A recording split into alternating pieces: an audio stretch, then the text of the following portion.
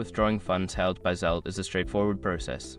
Follow these steps to ensure you successfully access your money. Step 1. Log into your bank account. Access your bank account through your bank's mobile app or website. Make sure you use the same account linked to your Zelle service. Step 2. Navigate to Zelle. Once logged in, find the Zelle option. This is typically located in the Payments or Transfers section of your bank's app or website. Step 3. Check your balance. Look for any pending transactions or funds that are available for withdrawal.